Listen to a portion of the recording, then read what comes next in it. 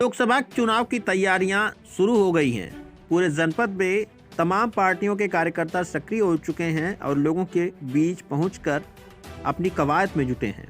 ऐसे में तेज न्यूज़ की टीम भी लगातार आजमगढ़ में जगह जगह दौरा कर रही है और लोगों से बातचीत कर रही है। लोकसभा चुनाव के मद्देनजर संवाददाता आशीष पांडे ने समाजवादी पार्टी समेत अन्य नेताओं से बातचीत की है। इसके साथ ही आम जनता से भी बातचीत की है। आइए दिखाते हैं लोगों ने बातचीत के दौरान क्या कुछ कहा।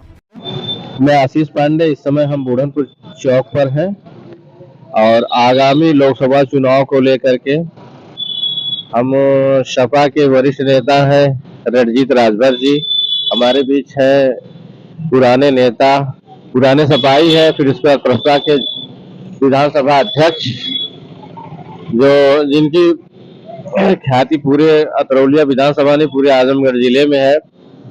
और एक चीज है, ऐसे विभाग नेता है जो अपनी बात बड़ी ईमानदारी और हानेस्टी के साथ रखते हैं, मजबूती के साथ रखते हैं। चाहे किसी पार्टी अगर अपनी गलत है तो अपनी भी गलती, दूसरे की भी अच्छाई को तारीफ, दोनों चीजों को यह पता नहीं कैसे कर पाते हैं। चापलूसी की राजनीति नहीं करते हैं, इसलिए इनको सर्वदल में लोग एक नेकप्रिय व्यक्ति के रूप में देखते हैं। इनका व्यक्तित्व तो बड़ा महान है। कई बार ये पिपरी के ग्राम प्रधान भी रहे हैं, जो ऐतिहासिक गांव है। कन्हैया सिंह इनका नाम है।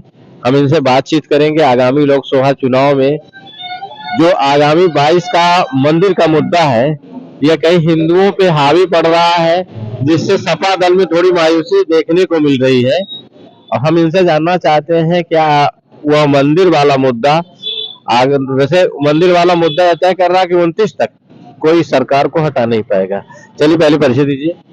मैं कन्हैया सिंह, ग्राम पंचायत पिपरी का पूर्व प्रधान, और इस समय भाई प्रस्ताव की राजनीति में मैं रहा, लेकिन अब पार्टी हमारी विलय कर चुकी है समाजवादी पार्टी में, और हम लोग गठबंधन की राजनीति इस समय कर रहे हैं।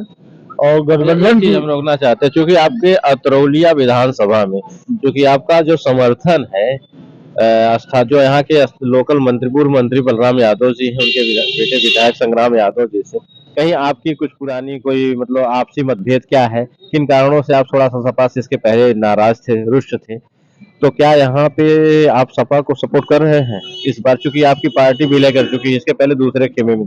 देखिए, ऐसा है कि समाजवादी पार्टी को सपोर्ट करने की बात नहीं है, बात यहाँ गठबंधन की राजनीति की है।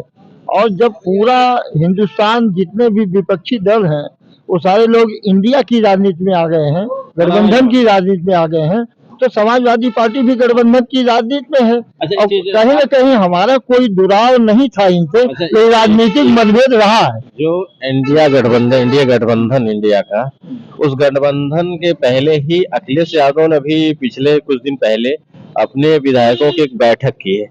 बैठक में उन्होंने कहा जितने भी विधानसभा में विधायक मतलब जो भी हैं, उसमें उन्होंने कहा कि जो भी विधायक है अपने क्षेत्र से वह कम से कम 1 लाख वोट अगर दिलाता है जो हमारा प्रत्याशी है, तभी वो अपना टिकट तय माने, अन्यथा वह टिकट नहीं कट जाएगा उनका विधानसभा का। देखिए, ऐसा जो है राष्ट्रीय अध्यक्ष अखिलेश यादव जी का मानना है, लेकिन कहने का तात्पर्य जब हम गठबंधन की राजनीति में है, अभी तय होना ये बाकी है कि कौन व्यक्ति कहाँ से लड़ेगा, किसको टिकट कहाँ से मिलेगा, ये तो आने वाले समय में पता चल जाएगा। जैसे आज दिल्ली में बैठे थे, माननीय अखिलेश यादव वहाँ मौके पर गए थे, लेकिन सीटों के बंटवारे को लेकर के अभी बात पूरी तरीके से नहीं बन पाई है। अभी वो इंडिया गठबंधन की संयोजक की बात रही है, तो संयोजक के रूप में नीतीश कुमार ने शायद इनकार कर दिया है, तो अब फिर इस पर बैठक की तारीख तय होगी। हम रोकना चाहते हैं, जैसे चूंकि ये गठबंधन जो है, क्या इस गठबंधन की राजनीति से लोकसभा का जो चुनाव है आगे आसानी से विपक्षी हासिल कर ले जाएगा?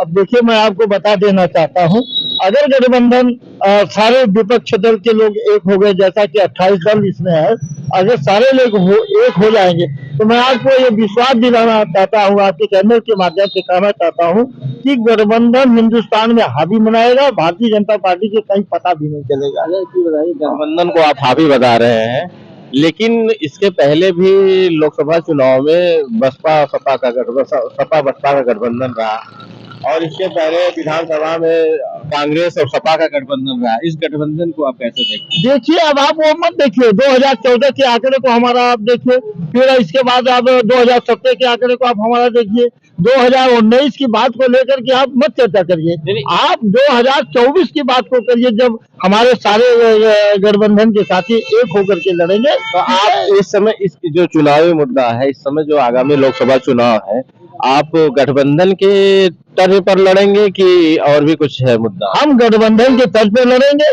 हम जनता के बीच में बेरोजगारी को लेकर जाएंगे, नौजवानों की लड़ाई को उठाएंगे, हम जो है शिक्षा की लड़ाई को उठाएंगे, स्वास्थ्य की लड़ाई को उठाएंगे, विकास की लड़ाई को उठाएंगे। आपको क्या लगता है कि कांग्रेस कुछ मजबूत स्थिति में होगी? एकदम मजबूत, आने वाले समय में गठबंधन हमारा मजबूत होगा। और कांग्रेस, आपने अभी देखा जैसे तीन प्रांतों का चुनाव हुआ, हमारा अगर तीनों प्रांतों का वोट ले लिया जाए तो 9 लाख वोट भारतीय जनता पार्टी से ज्यादा, कांग्रेस पार्टी का ज्यादा वोट है। अच्छा, तो ठीक है, अगर इसी तरह का रहा फिर आपसे मिलते हैं। हम इधर रणजीत जी का रुख करना चाहते हैं, क्योंकि ओम प्रकाश राजभर जो कभी सपा के पिछले विधानसभा चुनाव में एक कट्टर उम्मीदवार या पार्टी को जिताऊ नेता के रूप में सपा ने उनको लॉन्च किया, और स्टार प्रचारक के रूप में पता नहीं क्या हुआ कि अखिलेश यादव पर ही गलती निकालते चले गए, और बीच में कहे तलाकनामा की बात की है, उसके बाद फिर चले गए भाजपा में। तो ओम प्रकाश जी, मैं रणजीत राजभर जी, पहले परिचय दीजिए अपना। मैं रणजीत राजभर ईश्वरपुर पवनी से पूर्व क्षेत्र पंचायत सदस्य रहा हूँ, और समाजवादी पार्टी में यूथ के विभिन्न पदों पे भी रहा हूँ, और समाजवादी पार्टी का विधानसभा उपाध्यक्ष भी रहा हूँ। ओम प्रकाश राजभर के सपा से जाने में क्या जो राजभरों का वोट है किधर जाएगा? राजभरों का वोट इंडिया गठबंधन में जाएगा। काहे के लिए? इस नाते जाएगा, आज पूरे देश में महंगाई है, राजभर समाज गरीबी में है, और इसके लिए भारतीय जनता पार्टी के पास इनके विकास के लिए, चाहे शिक्षा हो, चाहे चिकित्सा हो, चाहे राजनीति हो, किसी भी मुद्दे पे गरीब समाज को बन गई, गफलत में बन गई, गरीब आदमी समझ नहीं पाया। इनका तमाम नारा रहा कि हम आपको 20 लाख देंगे, तमाम ऐसे या झूठे प्रचार किए, 2 करोड़ रोजगार देंगे। यहाँ तक कि हमारे माननीय मुख्यमंत्री जी जब दूसरे प्रदेशों में प्रचार करने जाते हैं, कहते हैं हम उत्तर प्रदेश में इतना रोजगार दिए हैं, जबकि सच्चाई दूसरी है। तो जैसे जमीनी हकीकत कुछ और है। बिल्कुल है। क्या इसके पहले महंगाई नहीं थी? महंगाई थी, लेकिन इस दौर की महंगाई नहीं थी, जहाँ 400 साढ़े 400 में हमारा गैस सिलेंडर मिलता था। आज क्या आपको क्या लगता है कि पहले के हिसाब से महंगा अगर सब कुछ हुआ होगा, इनकम भी बढ़ी है, जैसे मजदूरी 200 रुपए थी, अब 400 रुपए, 300 रुपए है, सारे चार्जेस बढ़ रहे हैं। नहीं, ये बात जो आप कर रहे हैं कि इनकम बढ़ा है, लेकिन महंगाई 10 गुना बढ़ी है, इनकम 2 गुना बढ़ा है, और सारे लोगों के पास तो नौकरी है नहीं। देखिए, इस पर हमें नौकरी है नहीं, इस पर कहना चाहेंगे कि जब 2014 में कांग्रेस पार्टी सत्ता से हटी, तब देश के ऊपर 75,000 मतलब कर्जा था। आज 10 साल में देश के ऊपर 205 लाख करोड़ रुपया कर्जा हुआ 10 साल के अंतर्गत। ये जनता नहीं समझ रही है, आने वाले दिनों में इसका बोझ कहाँ जाएगा। और इसके बीच में जो हमारे बेरोजगारी का जो आलम है, आप उसको देखिए, अभी जंतर मंतर पर लाखों की तादाद में राजस्थान, हरियाणा, उत्तर प्रदेश से तमाम जंतर मंतर पर विद्यार्थी बैठा हुआ है। वो अपनी मांग रख रहा है कि हमारे शिक्षा के साथ खिलवाड़ किया जा रहा है, हमको बेरोजगार बनाया जा रहा है। तो अब ये आप जानिए कि आलम यही है, दिल्ली के जंतर मंतर पर लाखों। आप तुम्हारी जिस पार्टी में है, तो जिस पार्टी में उसकी तारीफ तो करेंगे, बिना कुछ कहे वोट तो मिलेगा नहीं। ऐसा है, हम किसी पार्टी की तारीफ नहीं कर रहे हैं, हम जो हकीकत है जनता के बीच में बताना चाहते हैं। बेरोजगारी का आलम आप देख लीजिए। आपको रोकना चाहते हैं, अपना परिचय दीजिए।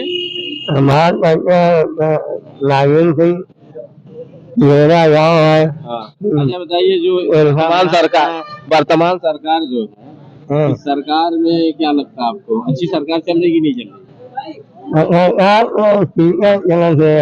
ठीक चल रही ना? ये तो सरकार की बड़ी कमी निकाल रहे हैं। अरे भाई, अलग अलग विचार है, अलग अलग इतना है।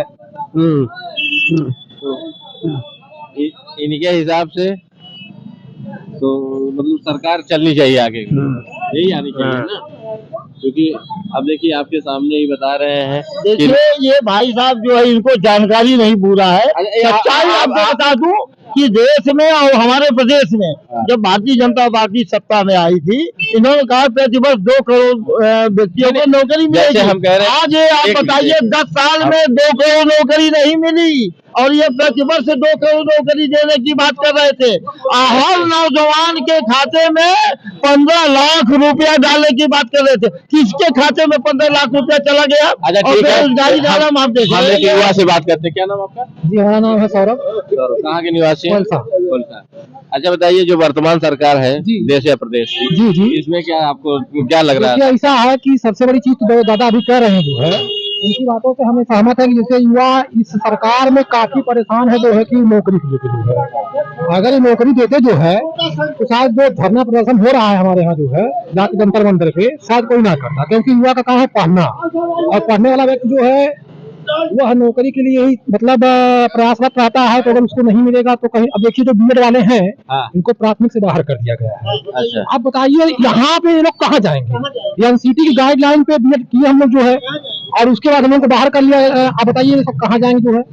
तो आप क्या चाहते हैं, सरकार से क्या मांग करना चाहते हैं? हमारी सरकार से यही मांग है कि पारदर्शी तरीके से भर्तियां निकाली जाएं और जो लंबित मुद्दे हैं उसको तत्काल निलंबित उसका करके जो है जो युवाओं को रोजगार दिया जाए।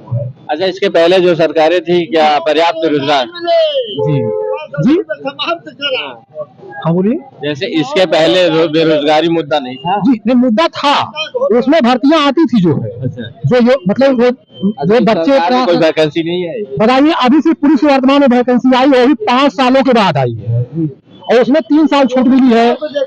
अरे बताइए क्या चुनाव ही एक मुद्दा है कि जहाँ भर्तियां निकाली जाए जो है जो पढ़ा लिखा हुआ है? क्या ये चुनाव मतलब कि चुनाव को दृष्टिगत देखते हुए वैकेंसी आई है? अब लग तो यही रहा है कि बरसात आ गई तो मेढक बाहर निकलना शुरू हो गए जो है। अच्छा, मतलब कहने का मतलब जितना जो भी वैकेंसी है वो चुनावी लालूकाप है। जी चलिए परिचय दीजिए पहले। मैं क्षेत्र का बहुत चलिए हाँ, और पहले पहले तो मैं आपको बहुत बहुत धन्यवाद दे रहा हूँ। मेरे ऐसे आदमी से आप रूबरू हुए, इसके लिए मैं बहुत बहुत आपका। अच्छा चलिए बेटे परिचय दीजिए। मैं सीताराम सिंह हरौली। अच्छा एक चीज बताइए, अभी जैसे आपके बगल में बाबू कन्हैया सिंह है पूर्व प्रधान, हाँ, इन्होंने जो वर्तमान देश या प्रदेश की सरकार है इसको पूरी तरह से इन्होंने कहा कि मतलब इनका अगर बस चले तो सरकार को अभी तुरंत पेविलियन वापस कर दें। नहीं जो सरकार चल रही कैसी चल रही है? सरकार बहुत अच्छी चल रही है, सरकार अच्छी चल बहुत अच्छी चल रही है और कमी कुछ दिख नहीं रही। अब उसमें अब कोई दलाल हो जाए तो उसको क्या कोई करेगा। ये सरकार तो बहुत अच्छी चल रही है, सरकार अच्छी चल रही है। अच्छा सरकार अच्छी आगामी लोकसभा चुनाव में क्या लग रहा है? वो जीतेंगे। मंदिर वाला बोलता हावी है, बहुत हावी है, बहुत हावी है, बहुत हावी है। जैसे ये कह रहे हैं सरकार ने कुछ नहीं किया, क्योंकि आप कोटा संघ से आते हैं और इतना बड़ा लॉकडाउन लगा, सरकार ने लोगों का पेट भरने का काम एकदम पेट भरने का काम किया। बहुत छुट्टी है, छोटे से बड़े के सबको लेके सेवा कर रही है। हाँ, अगर यह चीज नहीं होती तो 2 बार सरकार आती नहीं। आती नहीं, तीसरी बार भी लोकसभा में इसी सरकार को देखना चाहते हैं। हाँ इसी देखना चाहते हैं, सब लोग देखना चाहते हैं। हाँ, ये जो गठबंधन इनका है, जो सपा और कांग्रेस और सबका ये फेल है, फेल है पूरी तरह। इस नाते फेल है कि अभी देखिए राम किसी के नहीं सबके हैं, तो राम का दर्शन करने सबको जाना चाहिए। कोई कह रहा है सब उठवा है, कभी उनकी राजनीति है, उनकी कौन राजनीति भाई, वो कौन देंगे? आप भी चलिए वहाँ, न्योता की का इंतजार कर रहे हैं। न्योता किसी को नहीं इंतजार करना चाहिए।